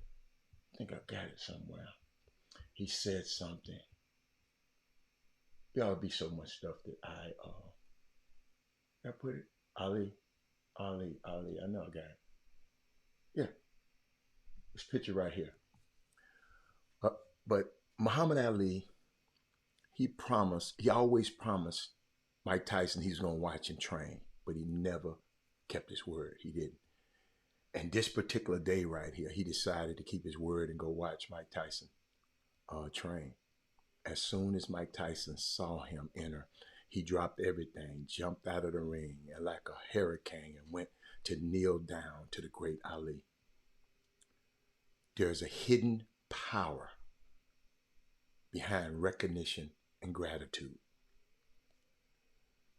Listen, my young people, you will never be great if you do not know how to recognize those who became great before you and who planted the tree under which you hide from the sun. Boy, probably need to repeat that. That's the problem. These people don't respect. The kids just curse around you. Ain't no respect.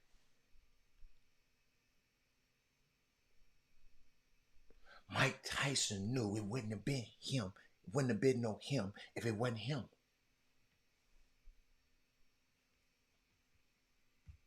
Powerful. Powerful. Hey, y'all, I just told that to y'all and it just ministered to me. I'm serious. I just told it to y'all. This man said, man, you sound like Michael Walter Yates Sr. again. Man, I can't help it, Doc. Dude, this is, I really appreciate y'all though. Y'all really, you know, when I'm talking to my friends, off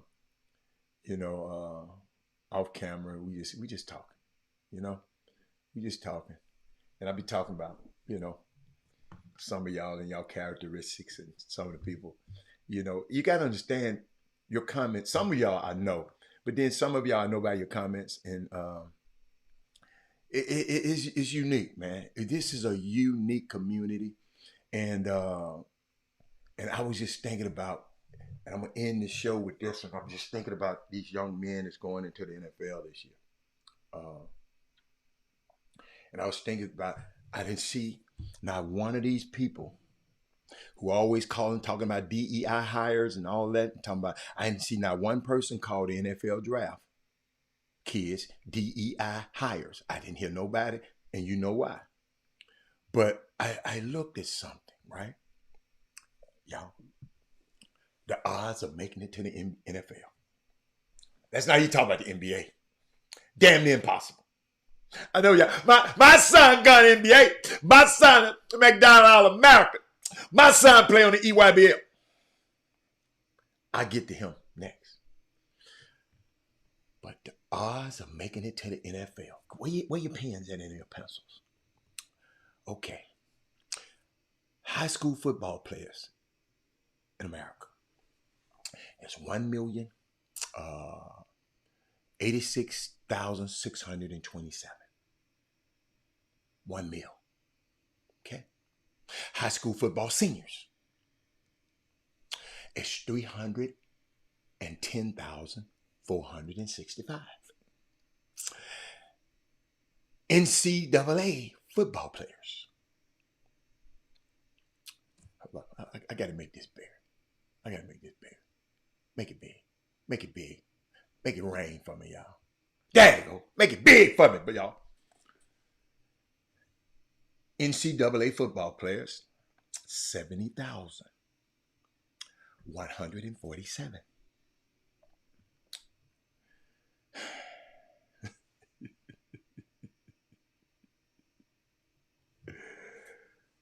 $20,000 of them are the better ones, the top class, the high level. The percentage of high school players that make it to the NCAA, it's football now, 6.5%.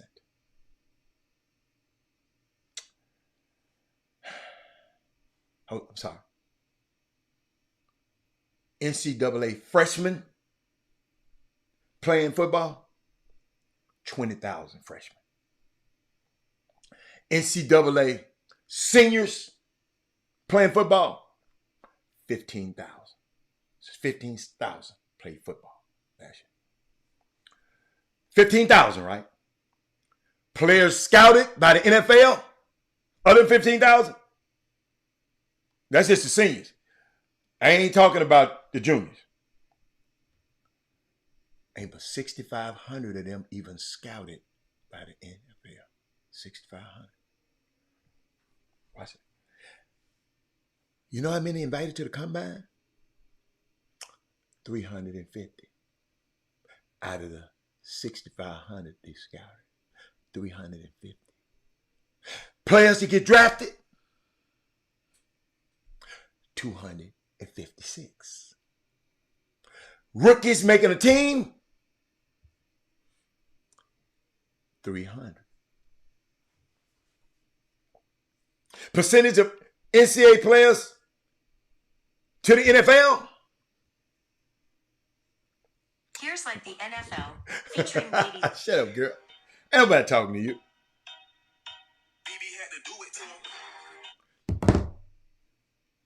I can't stand these phones. Percentage of NCAA players to the NFL, 1.6%. NFL players reaching 4 years, 150 of them. In 2014, The minimum salary of the NFL, minimum, 2014, $420,000. Income after taxes, $250,000. $250,000. So that's almost half of that. If you're lucky enough to be one of the 6.5% to become an NCAA football player, and one of the 1.5% of that group to make it to the NFL, you will be lucky to get 3 years out of it.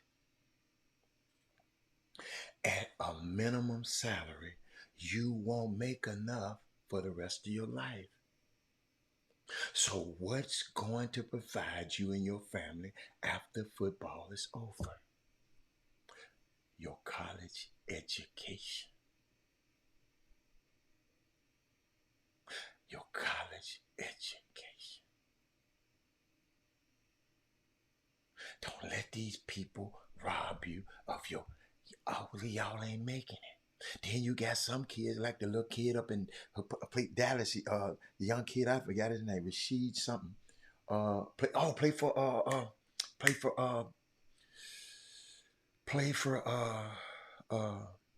Kansas City. First of all, you're a rookie. What the hell are you doing with a Lamborghini truck as a rookie? You flying, you and somebody else with a Corvette, and then they'll kill a lot of people. You get your country ass out the car and leave and run away and leave the scene, and people videoing your ass, and you think you're going to get away with it. So guess what? You going to lose. You ain't gambling. You ain't. They saying you ain't going to be for 3 years anyway. You finna lose a year of whatever doing stupid ass stuff like that. Young kids in class at Legacy Sport, I didn't mean that, but doing stupid stuff like that. What's the use of you working this hard and beating these odds I just gave you to go up here and go beat up on your girlfriend and go in here and run into a girl and kill her and her dog driving 100 miles an hour down a regular street? Frederick Simon, how you doing? What's the use? Going through all this stuff. Sloan don't rank me. Jimmy don't rank me. Then you make it to the NFL, then you mess it off. The NBA, then you mess it off.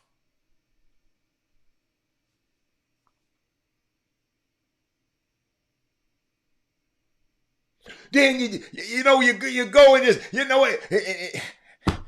you all this whole hard work to go online and let an Instagram model have 5 or 6 babies by you.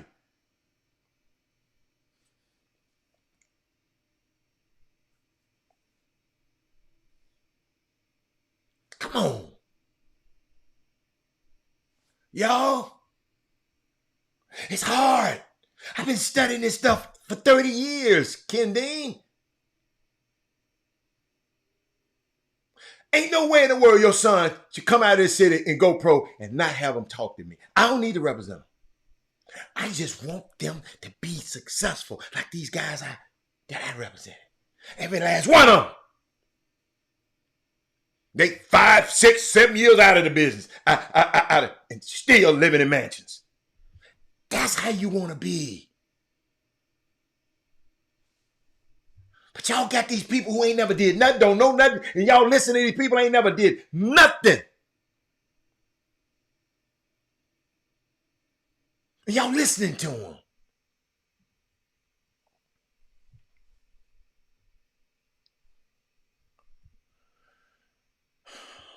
But them some hell of odds, y'all. But then we got young men like Jesse Bates. Y'all don't even know who he is. He's made $55 million in the NFL and is an all-pro safety. But what he's done off the field is even more impressive. Let me see. Hold on. Glenn said, on another day, what's your opinion on parents of opposing teams getting upset about 8-year-olds playing up as high as 10-year-old if they can handle it. I train at a high level, stop and pop jump. Man, I don't think it's no. Let me tell you something. Just let the kids play. If your kid is having fun at 8 years old, let him play. I repeat, let him have fun. Y'all, it ain't no fun with some of you parents, man. It's no fun. If I wish I could go back and make sure my son had more fun. I was always, man, let's go. Let's get in this gym. I wish I'd have said, man, hey, man, forget the gym today. Let them babies have fun, man.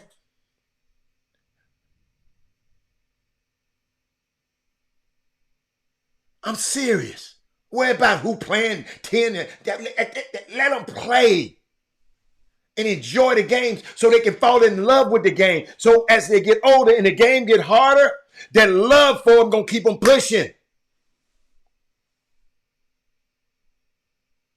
They all ain't going to be pro. Make sure he play in this game and learn some team bonding, some team things, being a leader on his team and not whining and coming home to you whining an excuse. The coach don't like me. The coach don't play me. Teach him that. Instead of worry about how, if they play up, down, round, town, I don't care what you do. Just make sure that baby have fun. Because he going to love, if he love it, when you get 16-year-old, you give him a car, you look in his car, it's going to be a basketball in that trunk. If it ain't no basketball in that trunk, he don't love it. I promise you I wish I could go back. Dude, go have fun, man. Go have fun. Because he wants you to be his dad, not his damn coach. I wish somebody had told me that. Somebody need to hear this. He wants you to be his dad, not his damn coach. You got several hats you wear in the kid's life. You his dad hat, you got the coach hat, you got the mentor hat, you got the mental thing hat. You got different hats. But the most important hat you make, pal, is your dad hat. I throw all of them damn other things in the garbage. Because I told him, dude, you are the most important thing in my life. And the reason I push you this hard, because I know you a guard, son. You're a little bitty, skinny little old dude with goggles. What's going to make you go all the way to New York and start your first ever game at Syracuse with 35,000 people in the game? What's so special about you? You got to be special. But I pushed him, and I pushed him, and I pushed him. He wasn't having no damn fun. But then he came and told me.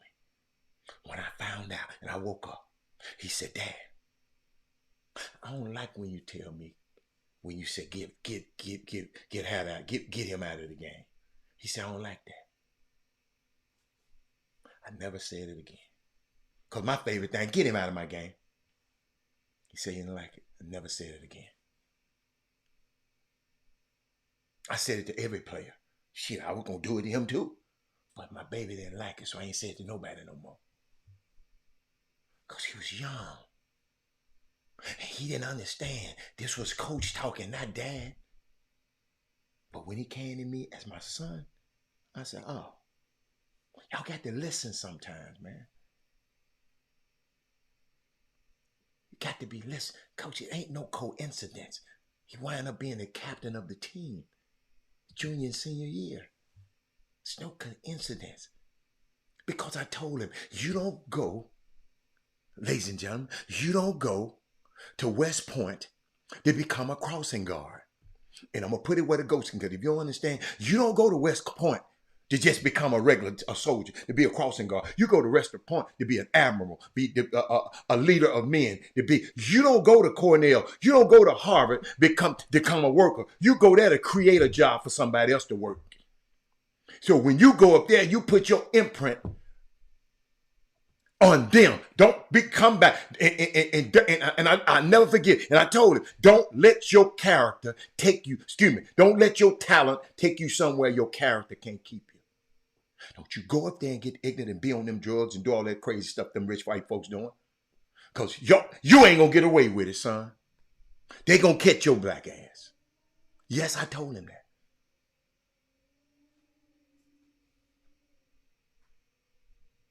We got to prepare. We had a plan. Alan Branch says it. Alan Branch got it so eloquent. First time me and him talked about. Robinson, 6th grade. I mapped out a plan, Keija Smith, saying I got to get him to Harvard.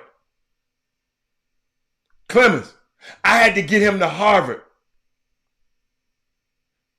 In the 6th grade, 5th and 6th, 5th grade. Everybody else, like Glenn Hickman talking about basketball. I was trying to say, what's the plot to get him to Harvard? So guess what I did? Went and enrolled him in Kincaid. Yes. 5th and 6th years old. 5th, 6th grade. Went to Kincaid. He used to do homework from 3 o'clock when he got out of school till 11 o'clock at night. His mama was crying. I can't believe this baby got to get some sleep. And I asked the teacher, why you give this 5th grader so much work? She said, Mr. Hatter, his brain is a muscle. And I'm just trying to expand the muscle and make it a brain.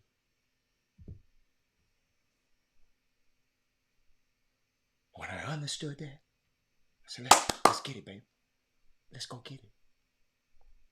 But he sacrificed at 5th and 6th grade. So anywhere else he went, it wasn't no coincidence why he scored perfect down there on both of them college entrance exams. You remember, I had a plan. I wanted him to go to Harvard. You got to be the best of the best to go to them schools. So we got to start planning. And I was thinking about this young man in the NFL named Jesse Bates.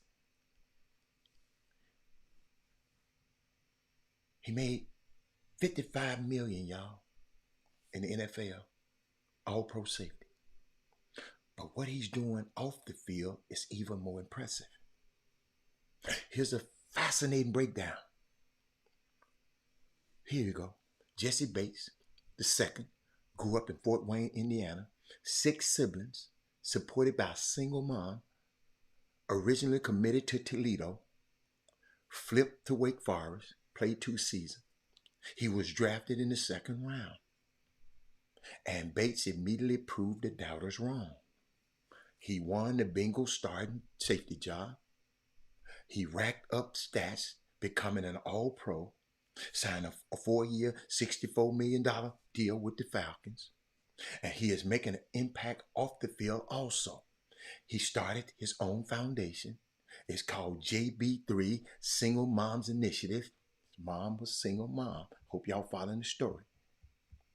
He will donate $1 million to women in need over the next 5 years.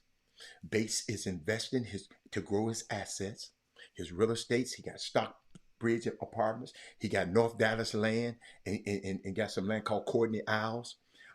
He's got angel investments in SpaceX, Cart.com, Turo, and several others. And he's got plans for more. It's awesome to see athletes build empires off the field.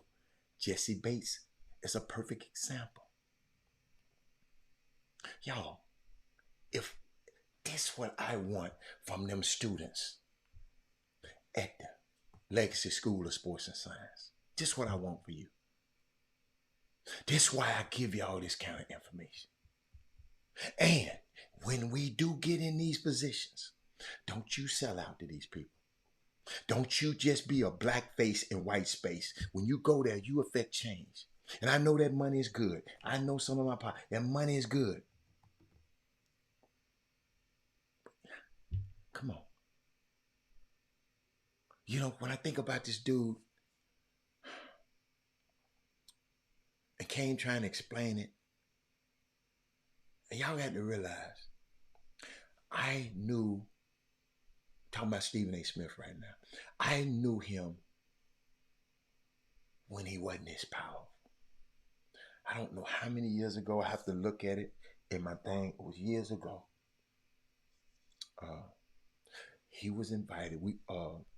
The company I used to work with, every summer we go in an exotic place, and we bring all our athletes together, the rookies and the veterans, and we have a retreat, and we have one veteran take a rookie up on his ring, or a young fellow in his ring, and they bond so they can get to know each other better. Everybody all up in their different cities, so we did it. So we was in the Bahamas, and our guest speaker was one of our guest speakers was Stephen A. Smith. This was a while back, and I thought he was one of the most. I just loved him. I loved him. Him and Charles Ogletree. Look up Charles Ogletree. One of the guys, one of Obama's lawyers, one of the most brilliant minds. He just passed not too long ago. They were speaking. Those are the kind of things that we did because we wanted to get our kids to understand, our players to understand, man, there's life outside of this thing. I never forget, but this ain't the same guy. Because I see him years later. We were at Kenny Smith had a thing at All-Star game in L.A., and he was there. He walked in. Everybody in Kenny Smith's party, it's an invitation only. Ain't but stars in there. He the only one walking in there with a bodyguard. Tom Cruise, all these people in there, and this dude walking in with a bodyguard. On the set of Paramount Studios lot, where you have to go to even get in the gate. You can't come through the gate without you being on this list of having this invitation. And I said, wait a minute, same dude. And then that stuff he said about black people liking Trump and all that kind of stuff and going on Fox News. And then the other day, gonna come and say that Russell Westbrook should be suspended. You calling the league office and asking why?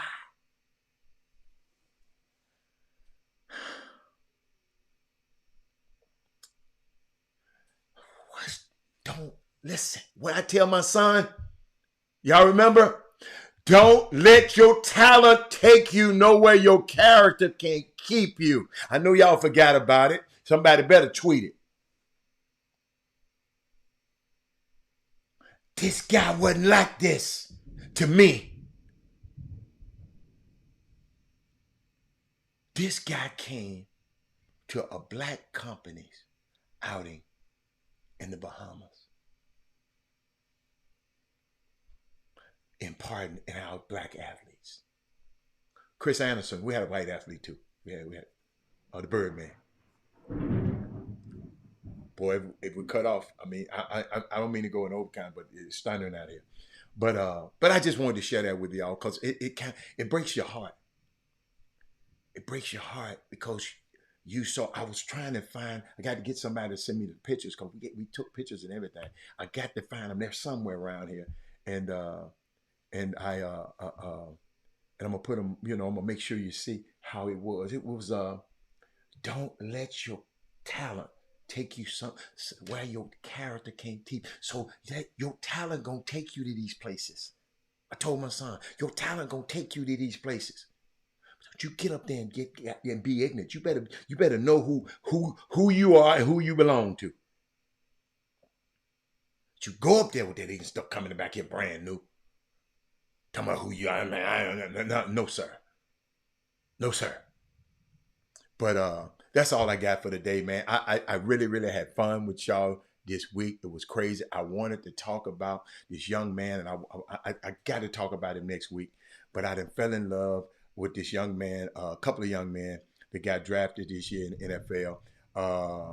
That's right. I ain't got to really go nowhere right now. But we can all joke and about the answer. This young man named Keon Coleman.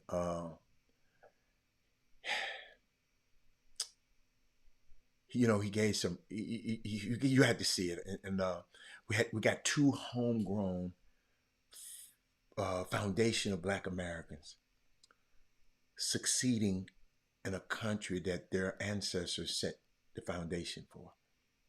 Got very thick accents, can tell where they're from. Thicker, the thick, you got Xavier Leggett. I got this. Y'all can't get off the show without talking to them. And this dude, Keon Coleman. The NFL, with any common sense, because if they don't, I'm going to do it. They got to set up a reality show for the off season for these 2 guys. Wide receiver, Keon Coleman, he went to Buffalo, and Xavier went to, that dude's a killer. He went, I'm going to get it in a minute. But anybody know where he went? Carolina. Yes. But I got to give y'all some of these young men, because y'all going to fall in love with them too. And I don't want to get off the show today without sharing you, because these youngsters really, they got me. They got me. Here your boy, man. You can't, watch how he talk in his presser. Watch this. This legit. We will begin with questions for Xavier. Xavier, you woke up a Carolina Panther. Did you have to pinch yourself? Say it one more time. So you woke up a Carolina Panther this morning. Did you have to pinch yourself a little bit? Oh no, man. I woke up ready, man. I got a call right after I got dressed. They was coming to pick me up at 9:30 in the morning. I told them I'm going to be ready. What was that feeling like when you got the call? Because I saw the emotion in your face in the video, but what were those emotions? Overly excited my whole time, and I really trying to hold my tears in for real, man. I told my folks I wasn't going to crack. I was trying to be tough guy, but man, I was really overly excited. I love this guy, man. I promise you, I'm going to meet him. I'm going to get him. I got to get him on the Chop Shop. Did you have to pinch yourself? I got to play it again. So you woke up a Carolina Panther this morning. Did you have to pinch yourself a little bit? Oh no, man. I woke up ready, man. I got a call right after I got dressed. They was coming to pick me up at 9:30 in the morning. I told them I'm going to be ready. What was that feeling like when you got the call? Because I saw the emotion in your face in the video, but what were those emotions? Overly excited my whole time, and I really trying to hold my tears in for real, man. I told my folks I wasn't going to crack. I was trying to be tough guy, but man, I was really overly excited. I love it. No, he's a wide receiver, but he's so physical. Oh my God. I think he run a 4. He big, he 220 pounds. I think he run a 4.3 though. Yo, I'm in love with these boys, man. Y'all watch this. Hold up, man. I'm not through. Hold up. Hold up. Wait. This how he talking to the people, man. Hold up, man. Where he at? I missed it. Hold up, y'all. Here you go. This when he got drafted. Watch it. Hey, y'all. What's down? How you doing? I'm good. Hey, you muted? Who? Hey, we can't hear you. You can hear me? Yeah. Hey, can you look at me, man? What's down? Who? We're going to draft you here with the 32nd pick. All right. For sure. Oh, you ready? Yes, sir. Yes, sir. Let's do it. Most definitely. We're excited, man. Hey, you never going to tell the whole world we're going to do it, man.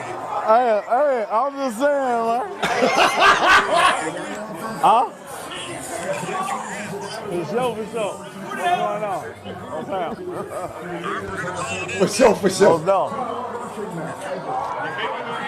Hey, that's the one.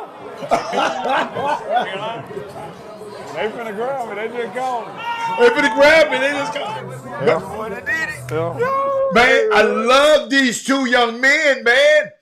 I mean, I just love them, man. See, if you from the South or have family from the South, you understand everything he was saying. He had the little run-on saying, man. Yeah, but if you from the South, but hold on. But that ain't it. Where my partner Keon? I know I got Keon. Y'all, oh, here go. Hold on. Keon. This guy. First of all, Keon was a ball in basketball. Oh, let me show you that first.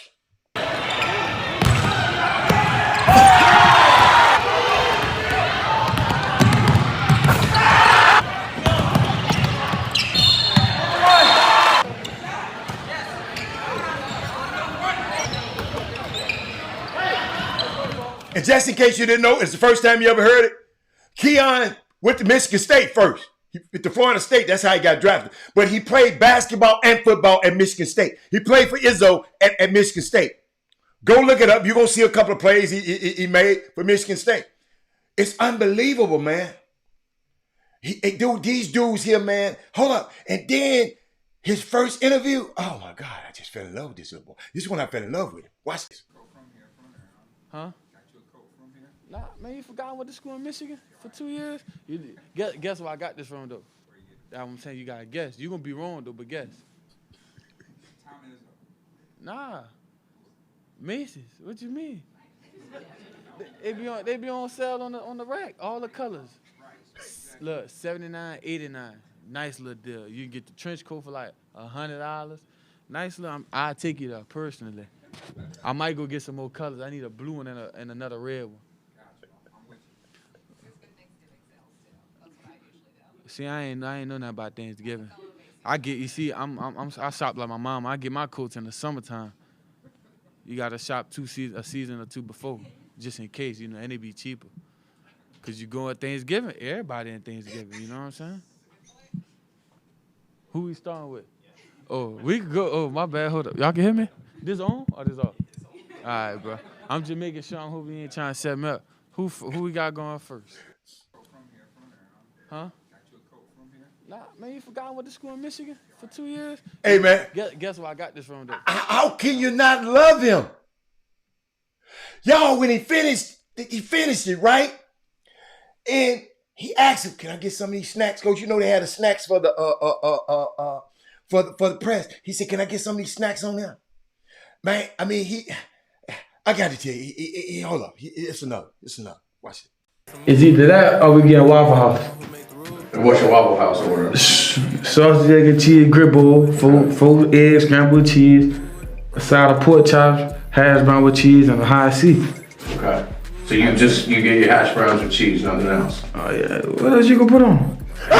Onions. You scatter well. Cover and smother, man. Yeah.